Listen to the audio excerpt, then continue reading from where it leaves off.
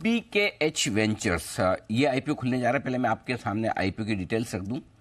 30 जून से लेकर 4 जुलाई तक ये आईपीओ खुला रहेगा। 30 जून को खुलने वाला है। प्राइस बैंड तय हुआ है 140 से 148 रुपये। 100 शेयरों के लॉट में आप अप्लाई कर सकते हैं, यानी कि अगर आप एक लॉट के लिए अप्लाई करना चाहते हैं तो आपको देने होंगे 14,800 रुपये। इशू साइज है करीबन 380 करोड़ की। उसमें 270 करोड़ का इशू है, वो नया इशू जो कंपनी को पैसा जाएगा, और 110 करोड़ का जो इशू है वो ऑफर फॉर सेल है, जो प्रमोटर्स अपनी हिस्सेदारी बेचेंगे। ऊपरी प्राइस बैंड पर इशू का जो मार्केट कैप बनेगा वो बनेगा 1217 करोड़ का। ये आपके लिए, और लीड मैनेजर है इस कंपनी के IDBI capital.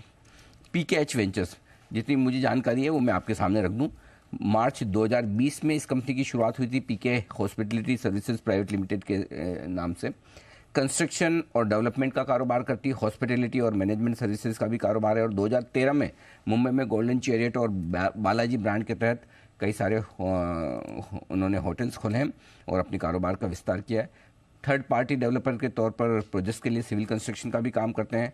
Hydro power projects Nagpur से जुड़े हुए कुछ सरकारी प्रोजेक्ट भी इन्हें मिले हैं। 3 सरकारी होटल डेवलपमेंट का भी काम करें। तो काफ़ी इंटरेस्टिंग डाइवर्सिफाइड अलग अलग तरह का बिजनेस मॉडल मुझे समझ में आ रहा है। आइए आपकी मुलाकात करवाते हैं कंपनी के चेयरमैन और मैनेजिंग डायरेक्टर प्रवीण कुमार अग्रवाल साहब। कार्यक्रम में हो रहे हैं शामिल। कंस्ट्रक्शन और डेवलपमेंट और हॉस्पिटैलिटी और मैनेजमेंट सर्विसेज इस इंडस्ट्री का सर को 25 साल से ज़्यादा का लंबा गहरा अनुभव है, और कंपनी की स्ट्रेटजी बनाने की पूरी जिम्मेदारी अग्रवाल साहब के कंधों पर है। अग्रवाल साहब, बहुत बहुत स्वागत है आपका। धन्यवाद सर हमें समय देने के लिए। आपका आईपीओ खुलने जा रहा है 30 जून को। उससे पहले मैं जानना समझना चाहता हूं आपकी कंपनी को। सर बताएं, क्या क्या बिजनेस आपकी कंपनी करती है, किस किस सेगमेंट में है, किस किस बिजनेस में, जरा पहले वो समझाएं। बहुत बहुत धन्यवाद अनिल जी। धन्यवाद। मैं प्रवीण अग्रवाल, मैं chairman managing director PKH ventures limited का। जी। एक्चुअली हमारी कंपनी बहुत फोकस कंपनी है, आपको ऐसा लगता होगा, लेकिन हमने हमेशा बैकवर्ड इंटीग्रेशन और फॉरवर्ड इंटीग्रेशन में हमने ध्यान दिया है। शुरू से ही हमें मतलब हम बहुत मैं अपनी बताऊं तो मैं मतलब 18 साल की उम्र में हमने कॉन्ट्रैक्ट्स लेने शुरू कर दिए थे। मैं कॉन्ट्रैक्टर बन गया था बॉम्बे एयरपोर्ट पे। 18 साल 19 साल की उम्र में मैं कार पार्क चलाता था सारे बॉम्बे एयरपोर्ट के। तो वहां से हमारी जर्नी शुरू हुई है। फिर आपको सबको बॉम्बे वालों को याद होगा, एक गोल्डन चैरियट हमने 93 में शुरू किया था बॉम्बे एयरपोर्ट पे। बॉम्बे वाला ऐसा कोई नहीं है जो उसको नहीं जानता होगा। तो वहां से हमारी जर्नी शुरू हुई, वो लेकिन अलग कंपनी में था। उसके बाद हमने इस कंपनी को प्राइवेट लिमिटेड कंपनी बनाया 2000 में। वहां से ग्रोथ हमने इन्वेस्टर वेल्थ जो शुरू की है बनानी। हमने हर साल CAGR लास्ट 23 साल में एवरेजली अराउंड 20% CAGR की ग्रोथ की है। सारा हमारा इंटरनल अक्रूवल से ही हमने सारी वेल्थ बनाई है। हमने सारा अपनी जो इनकम है उसको प्लाविंग करते करते कंपनी को बड़ा किया है। आज कंपनी की एसेट साइज बहुत बड़ी जो है वो सारी इंटरनल अक्रूवल से है। हम बहुत ही कम डेट लेते हैं। हमने बहुत ही कम एक्सटर्नल फंड तो बिल्कुल नहीं है। डेट भी हमारा बहुत ही अच्छी स्थिति पे हमने रखा है। कभी हमने बहुत एग्रेसिवली डेट कभी क्रिएट नहीं किया। इस वजह से हमारी इंट्रिंसिक स्ट्रेंथ जो है वो बढ़ती गई है। हम लोग अब बहुत मतलब बहुत जल्दी प्रोग्रेस मतलब अब हमारा जैसे एक स्टेज आई है, जी मैच्योरिटी आई है कंपनी की। जी। हमने अपने होटल्स खुद ही बनाए हैं हमेशा। नहीं नहीं तो अग्रवाल साहब, वो ठीक है, मैं वो भी पूछूंगा, मेरे पास बहुत सारे सवाल है। लेकिन जो मैंने पहले पूछे है वो बताएं, एग्जैक्टली आप करते क्या है। नहीं, हम देखिए हमारा फोकस बिजनेस है हॉस्पिटैलिटी। हम बहुत फेमस ब्रांड्स चलाते हैं रेस्टोरेंट्स के और होटल्स के। हमने अपने 3 होटल अभी तक अपने बनाए हैं, हम मैनेज करते हैं, चलाते हैं। आगे हम होटल्स में ग्रोथ कर रहे हैं। साथ साथ हमने कंस्ट्रक्शन में काफी काम किया है। कंस्ट्रक्शन में हमने अब एक BOT प्रोजेक्ट हमने कंप्लीट किया है 440 करोड़ का। वो दिल्ली पुलिस हेडक्वार्टर्स है, जो हमने हमारी SPV ने बनाया है, और उसको हम मैनेज करेंगे 15 साल तक। ये पहला प्रोजेक्ट था जहाँ पे सारा पैसा हमने लगाया है, और गवर्नमेंट हमें अगले 15 साल में एन्युटी बेस पे पैसा देगी। तो ये 10 लाख स्क्वायर फीट का प्रोजेक्ट है पार्लियामेंट स्ट्रीट दिल्ली में, जिसको हमने पूरी तरह से बनाया है। मतलब it's a completely glass facade building with all interiors, everything done by our company. तो कंस्ट्रक्शन में हमारा एक्सपीरियंस, क्योंकि होटल्स का कंस्ट्रक्शन का था, इस वजह से इस तरह से स्पेशलाइज्ड प्रोजेक्ट्स में हमें काफी रुचि रही। और हम सिर्फ स्पेशलाइज्ड प्रोजेक्ट्स जहाँ पे हाई मार्जिन होते हैं वही हम कर रहे हैं। हम बिल्कुल मीट टू प्रोजेक्ट्स में नहीं जा रहे हैं। तो हमारा तब जैसे तो हाइड्रो पावर जी, आपने जो तो दो मेन बिजनेस है आपके, एक होटल्स का और एक कंस्ट्रक्शन का, राइट? इसके अलावा भी जी कुछ? नहीं, हाइड्रो पावर प्रोजेक्ट जो आपने देखा होगा, हमें हमने क्योंकि पहले हमने हाइड्रो पावर प्रोजेक्ट कंप्लीट किए हैं थर्ड पार्टी के। तो अभी हमने अपने बिड किए हैं हाइड्रो पावर प्रोजेक्ट, जिसमें 60% काम सिविल का ही होता है। अगर हाइड्रो प्रोजेक्ट, ये स्मॉल हाइड्रो पावर प्रोजेक्ट होते हैं, बहुत बड़े आपने सुने होंगे, लेकिन ये 16 मेगावाट का है, जिसका आउटले बिल्कुल ईजी होता है, 18 महीने में इम्प्लीमेंटेशन कंप्लीट हो जाता है, और ये 50 साल का बीओटी है। कंपनी को एवरी ईयर करीबन 18 से 20% आरओआई अगले 50 साल तक आएगा। तो इस तरह के हम प्रोजेक्ट्स, खाली हाई मार्जिन प्रोजेक्ट्स ही हम फोकस करके ले रहे हैं, और जो हमारी कोर स्ट्रेंथ है उसी पे हम काम कर रहे हैं। आज भी हम लोग जो होटल्स नए बना रहे हैं, 5 स्टार लेवल के मतलब होटल्स बना रहे हैं हम, तो उस पे हमारा फोकस है कि टॉप ऑफ द पिरामिड के सेक्टर में ही हम जाएं। अभी भी हमारा एमबी वैली में जैसे हमने एक नया रिजॉर्ट अपना बनाया है, वो भी बहुत ही ज्यादा सीनिक लोकेशन पे है, और उसका भी एआरआर करीबन 18 से 20 हजार रुपए तो एआरआर आता है। तो उसी अग्रवाल सिटी में साहब तो अग्रवाल साहब मुझे ये बताएं कि अगर एक आईपीओ इन्वेस्टर के तौर पर मुझे आपकी कंपनी में निवेश करना है, तो मैं क्या समझ के करूं? मैं होटल कंपनी में निवेश कर रहा हूं, कंस्ट्रक्शन कंपनी में निवेश कर रहा हूं, या पावर कंपनी में निवेश कर रहा हूं? प्लस आपका जो 31 मार्च 2022 में आपने करीबन करीबन किया है कितना, 125 करोड़ का कितना रेवेन्यू, 125 करोड़ का किया नहीं, 250 2023 में, 2023 में है ना, करीबन 125 करोड़ का आपका रेवेन्यू, राइट? नहीं, वो दिसंबर का रिजल्ट दिसंबर है तक का, 9 महीने का है जी। हाँ, हाँ। 22 का हमारा 250 करोड़ था, और 23 में भी हम करीबन 15-20% की ग्रोथ मोमेंटम रखेंगे ही। तो ये जो 125 करोड़ का आंकड़ा मेरे पास में 9 महीने का आपका रेवेन्यू है, इसमें से कितना होटल से आ रहा है, कितना कंस्ट्रक्शन से आ रहा है, कितना हाइड्रो पावर से आ रहा है? जरा एक अंदाजा दे तो मुझे आइडिया लगे कि आपके अलग अलग सेगमेंट में किस तरह का बिजनेस है। लास्ट 2-3 साल से आपको जैसे पता है, हॉस्पिटैलिटी से हमारा करीबन 35% आ रहा है, और 65% हमारा कंस्ट्रक्शन से आ रहा है। तो लेकिन अब ये काफी ग्रो होके अब हॉस्पिटैलिटी की तरफ हम रुझान ज्यादा होते हुए, अपने होटल्स हम जो बना रहे हैं उसकी वजह से ये थोड़े मतलब बहुत जल्दी ये 50-50 पे आ जाएगा। ठीक है। अच्छा, मतलब 270 करोड़ हॉस्पिटैलिटी रुपए, का 270 करोड़ रुपए का आपका इश्यू है, राइट? 110 करोड़ तो ऑफर फॉर सेल है, 370, हाँ 270 का फ्रेश 270 इशू। करोड़ का आपका इश्यू जो कंपनी में पैसा जाएगा। इसका इस्तेमाल कैसे होना है सर? ये 270 करोड़ कहाँ कहाँ जाएंगे सर? ये एक तो हमारा मेन ऑब्जेक्ट है कि हाइड्रो पावर प्रोजेक्ट जो हमने लिया है, उसमें 124 करोड़ रुपए उसमें लगेंगे, जो कि 18 महीने में इम्प्लीमेंट हो जाएगा। और बाकी का हमने अपनी कंस्ट्रक्शन डिवीजन को 80 करोड़ रुपए की वर्किंग कैपिटल ली है, क्योंकि उस पे कोई वर्किंग कैपिटल नहीं है, तो फास्ट प्रोग्रेस के लिए थोड़ी वर्किंग कैपिटल 80 करोड़ की उसके लिए earmark की है।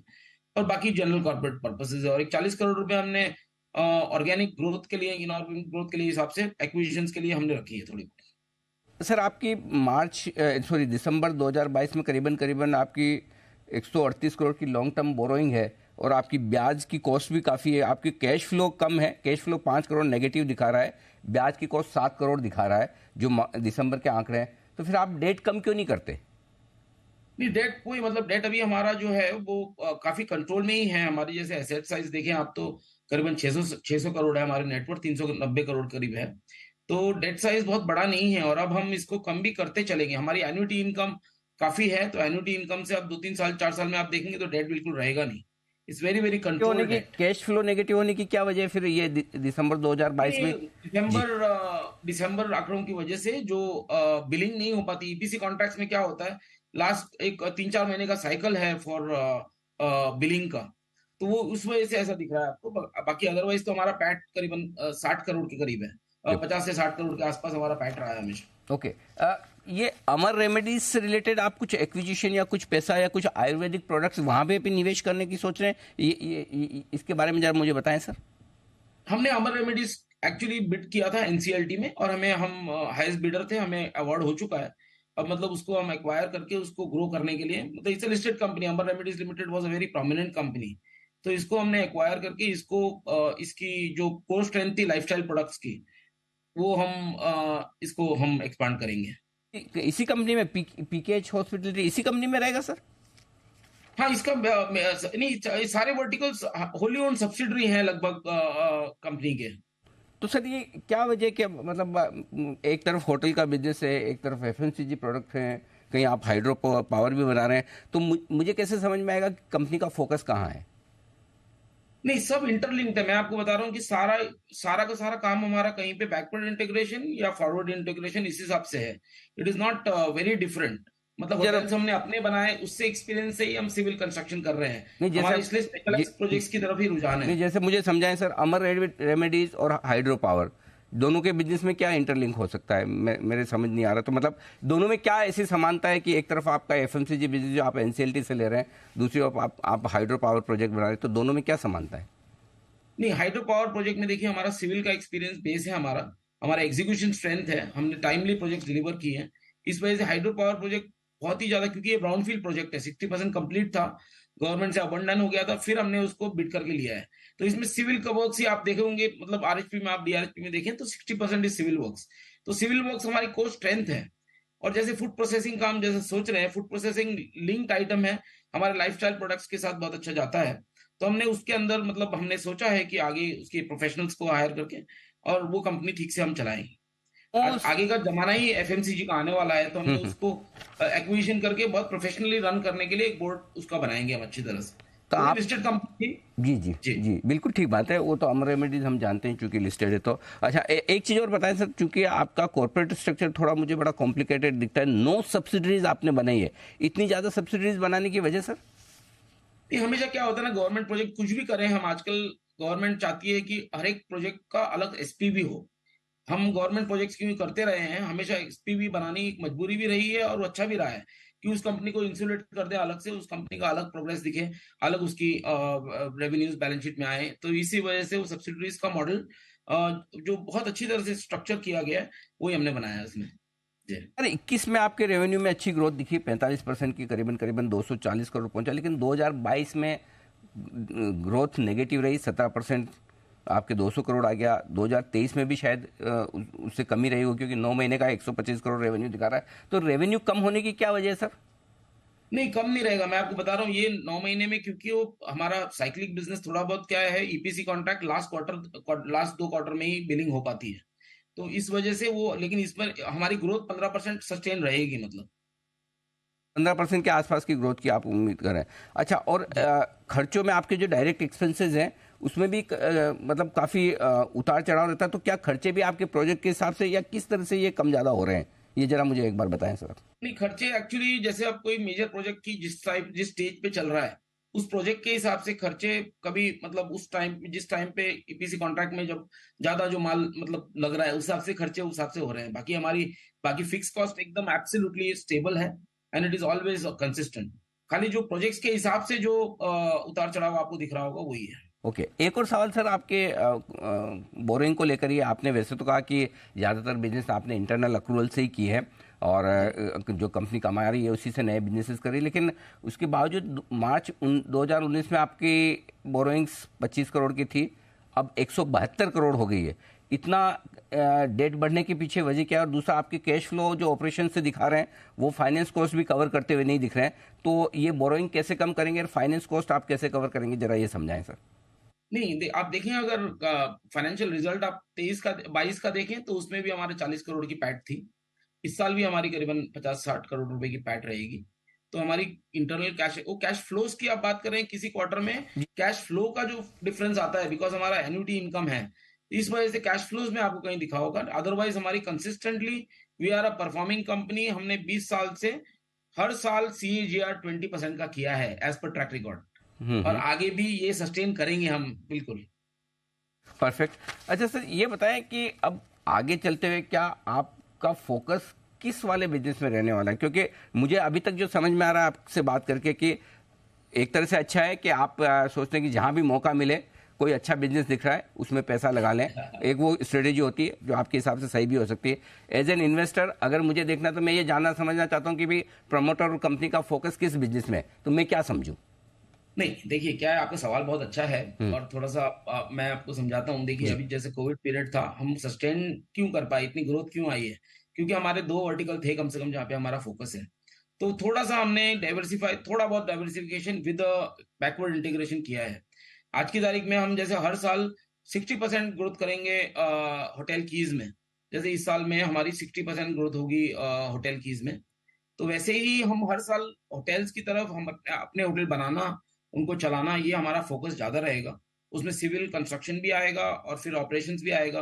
तो दोनों डिवीजन एक दूसरे को कॉम्प्लीमेंट करते हैं। ये इंटरनल स्ट्रेंथ है, हमारी एग्जीक्यूशन स्ट्रेंथ है कि हम बहुत जल्दी, नहीं तो होटल जल्दी बन नहीं पाते हैं। हमारा टारगेट मतलब एक एक साल में कंप्लीट करने का है, क्योंकि हमारी इंटरनल स्ट्रेंथ है, सारी कोर स्ट्रेंथ, सारे डिपार्टमेंट्स अपने हैं। तो इस वजह से हम अपनी अच्छी प्रॉपर्टीज बना पाते हैं और उसको चला पाते हैं। क्या अभी होटल तो आपकी 3 ही आपने बताया, 3 होटल्स हैं आपके पास?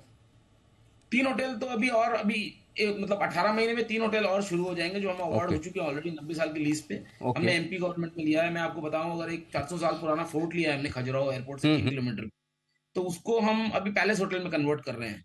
दूसरा हमारा एक पन्ना टाइगर रिजर्व के अंदर एक जंगल रिजॉर्ट बन रहा है जो बहुत ही यूनिक है। उसके बिल्कुल हमारे 2-3 किलोमीटर पे एक ताज होटल है जो 1 लाख रुपए पर डे पे रूम बेचता है। तो मतलब आप समझ सकते हैं क्या टूरिज्म बढ़ रहा है इंडिया में, मिडिल क्लास की स्पेंडिंग पावर बहुत बढ़ रही है। टॉप ऑफ द पिरामिड में बहुत ही शॉर्टेज है इंफ्रास्ट्रक्चर की। तो वो बहुत ही ज़्यादा रिक्वायर्ड बिज़नेस है कि आप भी खुद एक्सपीरियंस कर रहे होंगे। आप किसी भी टूरिस्ट स्पॉट पे जाएँगे तो आपको रूम्स अच्छे नहीं मिलते हैं। It's very difficult to find a room at a good price. So there is um, a shortage in India. India has just started in tourism. अभी बिल्कुल, आपको इंफ्रास्ट्रक्चर बनता हुआ दिखेगा, उसी फील्ड में हम हैं बिल्कुल। बिल्कुल ठीक बात है। होटल्स की तो डिमांड ज़बरदस्त है ही और उसमें कोई डाउट ही नहीं है और किराए भी आसमान छू रहे हैं, तो वहाँ तो अच्छा सर, आखिरी सवाल जो मैं जानना चाहता हूँ, तो आपके 4 बिज़नेस वर्टिकल्स मुझे समझ में आ रहे हैं, होटल, कंस्ट्रक्शन, हाइड्रो पावर और एफएमसीजी। तो एफएमजीजी अभी एक्विजिशन में है हाँ, कंपनी। करेंगे ना, वो आ ही रहा है एक्चुअली ना, वो फिर तो अलग हाँ, बोर्ड बनेगा, अलग लोग चलाएँगे, बहुत प्रोफेशनल नहीं रहेगा सेटअप तो इसी होगा। कंपनी में ना सर, रहेगा तो इसी कंपनी इसी में। कंपनी की हाँ, सब्सिडियरी तो इस रहेगी। कंपनी के 4 बिजनेस मुझे समझ में आ रहे हैं। इसके अलावा और कोई बिजनेस तो नहीं जो मैं नहीं समझ पाया हूँ, अगर कोई वो नहीं, है नहीं, बिल्कुल आप ये सब है। बिल्कुल अच्छा, ठीक सर, अब दूसरा सवाल ये कि इस 4 के अलावा भी कोई और नई लाइन, नया सेगमेंट, नया सेक्टर हो सकता है जिसमें आप उतरने का सोच नहीं, सकते नहीं, हैं, हम ऐसा कोई? बिल्कुल फ़ोकस करके इसी में हम ग्रोथ करने वाले हैं। और परफेक्ट। हम अब जैसे हमारी कंस्ट्रक्शन में हमारी कैपेसिटी, बिड कैपेसिटी अब 500 करोड़ रुपए सिंगल प्रोजेक्ट्स की हो गई है। ओके, तो बहुत ही कम कंपनीज़ है जो बिल्डिंग्स में 500 करोड़ की बिड कर पाएँ। तो हम परफेक्ट। उस तरफ, जैसे हमने अभी रेलवेज़ में टेंडर भरा था, हम लोएस्ट नहीं हो पाए, हुँ, हुँ। लेकिन हम उस तरह पे फ़ोकस कर रहे हैं कि स्पेशलाइज़्ड प्रोजेक्ट में ही हम फ़ोकस करें। परफेक्ट। बिल्कुल ठीक बात है। धन्यवाद अग्रवाल साहब, आपने समय दिया। शायद आपको थोड़े सवाल मेरे मुश्किल लगे हो तो मैं माफ़ी चाहता हूँ, लेकिन ना, ना, मैंने नहीं, कहा नहीं कि सर, बिल्कुल जब तक नहीं मैं था। आपकी कंपनी को समझूंगा नहीं, तो मैं ओह! अपने व्यूअर्स सो को कैसे। नाइस ऑफ यू, सो हाँ, नाइस ऑफ यू। बहुत बहुत धन्यवाद सर, आपने पेशेंटली सारे सवालों का जवाब दिया। थैंक 30 यू जून से अनिल जी, आपका थैंक यू आईपीओ सो खुल रहा है, मच। हमारी शुभकामनाएं आपके थैंक यू आईपीओ के वेरी लिए। मच। 30 thank June you. से 4 जुलाई पीकेएच वेंचर्स का आईपीओ खुल रहा है, 140 से 148 रुपये का प्राइस बैंड, और 30 जून को हम इस आईपीओ का पूरा विश्लेषण करेंगे जिस दिन आईपीओ खुलेगा। बिल्कुल फिलहाल बात करेंगे इस पे। आपने टॉप मैनेजमेंट से मुलाकात सुनी।